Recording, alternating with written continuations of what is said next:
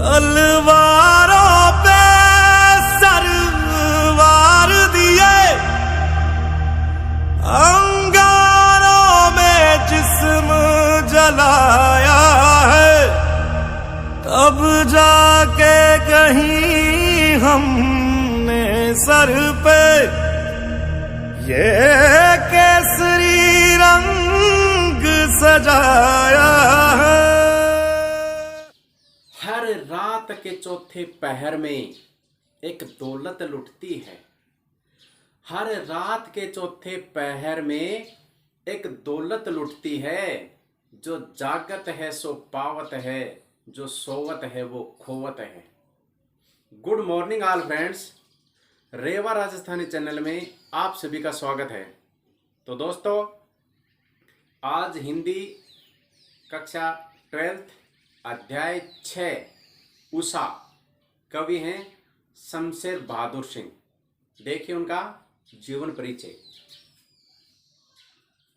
शमशेर बहादुर सिंह, कविता शीर्षक है उषा। देखें कवि परिचय। कवि शमशेर बहादुर सिंह का जन्म 1911 ईस्वी देहरादून उत्तराखंड, जो उनका ननिहाल था, वहां पर हुआ था। तारिफ सिंह उनके पिताजी का नाम था। परम देवी उनकी माताजी थी। धर्मवती उनकी पत्नी का नाम है, जो विवाह के 6 वर्ष बाद टीबी की बीमारी के कारण उनका देहांत हो गया। शमशेर बहादुर सिंह प्रगतिवादी विचारधारा के समर्थक थे और उनका निधन 1993 अहमदाबाद में हुआ था। देखिए साहित्य परिचय। इनकी जो रचनाएं हैं, कुछ कविताएं, कुछ और कविताएं, चुका भी नहीं हूं मैं, इतने पास पास, इतने पास अपने, और बात बोलेगी, इनकी रचनाएं हैं। देखें आज की कविता उषा। उषा का अर्थ होता है प्रातः काल का समय, जिसे हम उषा काल भी कहते हैं। प्रातः नभ था बहुत नीला, शंख जैसे भोर का नभ। प्रस्तुत पद्यांश कवि शमशेर बहादुर सिंह द्वारा रचित कविता, जिसका शीर्षक उषा से लिया गया है। इसमें कवि ने प्रातः काल के बदलते परिवेश का पल पल का चित्रण किया है। देखें, प्रातः नभ था बहुत नीला, यानी कि प्रातः काल जब हम उठते हैं तो पूर्व दिशा में जो आकाश होता है, जब कुछ अंधेरा होता है तो हमें गहरे नीले रंग का दिखाई देता है। क्यों? कि उस समय अंधेरा भी होता है। बहुत नीला शंख, यानी कि नीला जो शंख होता है, उसके समान प्रातः काल का जो आकाश है वो हमें दिखाई देता है।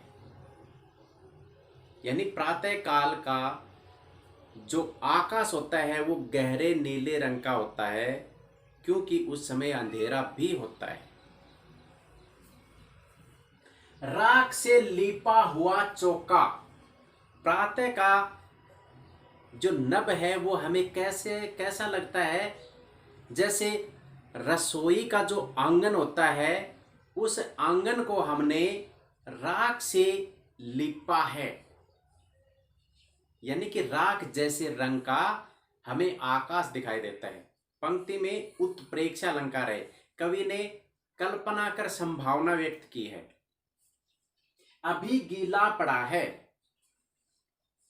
यानी कि प्रातः काल ओस की बूंदों के कारण ताजगी होती है एक प्रकार की। तो नभ को रसोई का आंगन मानना है, और ऐसा माना कि अभी वो गीला है, सूखा नहीं है। बहुत काली सिल जरा से लाल केसर से, कि जैसे धुल गई हो। उसके बाद में कुछ समय बाद आकाश का रंग हमें कैसा लगता है?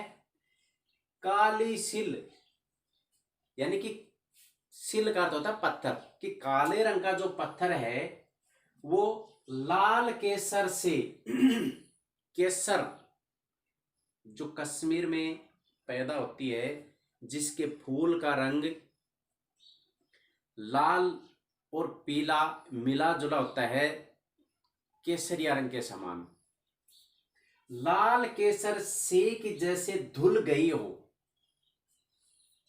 यानी कि प्रातः काल का नभ कुछ समय पश्चात कैसा लगता है कि काले रंग की केसर है, काले रंग की सिल है, और उस पर नारंगी जो रंग होता है उससे जैसे उस सिल को धो दिया है, तो काले के ऊपर लाल रंग दिखाई देता है, यानी कि गहरा लाल।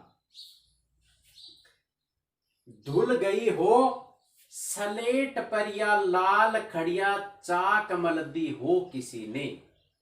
उसके बाद में यानी कि पल पल बदलते परिवेश का, उसके बाद में ऐसा लगता है जैसे किसी सलेट पर,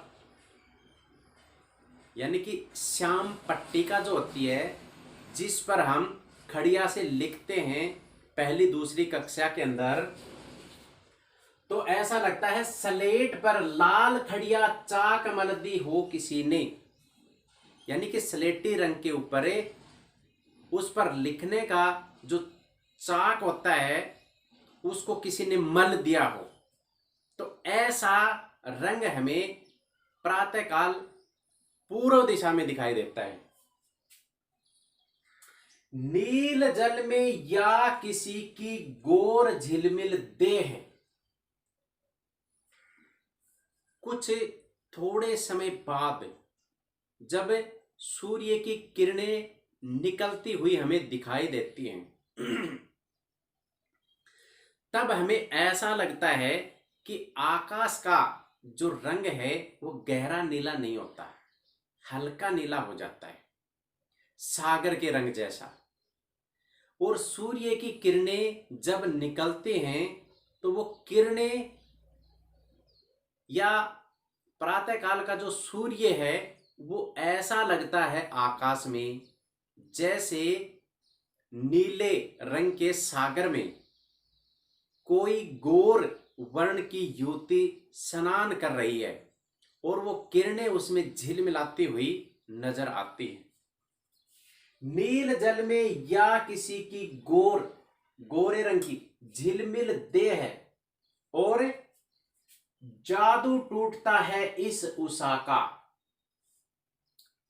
जादू टूटने का मतलब क्या होता है? पल पल परिवर्तित, यानी कि प्रातः काल का जो नजारा हम देख रहे थे जो पल पल बदल रहा है, और जब सूर्योदय होता है तो वो सारा जादू समाप्त हो जाता है। जादू टूटता है इस उषा का, अब सूर्योदय हो रहा है। जब सूर्योदय होता है तो जो जादू पल पल परिवर्तित रूप है वो समाप्त हो जाता है और सूर्य दिखाई देने लगता है, यानी कि दिन निकल आता है। देखिए इसका विशेष, भाषा सरल और वर्णन शैली बिंब अंकित करने वाली है, यानी कि इसमें बिंब प्रतिबिंब का वर्णन क्या है कि वह कैसे लग रहा है। काव्यांश में प्रयोगवादी काव्य की झलक है। उत्प्रेक्षा अलंकार का इसमें वर्णन हुआ है। प्रातः नभ था बहुत नीला शंख जैसे, इसमें भी कवि ने संभावना व्यक्त की है। बहुत काली सिल जरा से लाल केसर से कि जैसे धुल गई हो, इसमें भी संभावना व्यक्त की है। नील जल में या किसी की गोर झिलमिल देह। इसमें भी कवि ने कल्पना और संभावना की है। तो इन तीनों पंक्तियों में उत्प्रेक्षा अलंकार का प्रयोग हुआ है। अगर आप सभी को मेरा वीडियो अच्छा लगा है तो लाइक, सब्सक्राइब और अपने दोस्तों के पास शेयर जरूर करेंगे। जय हिंद, जय भारत।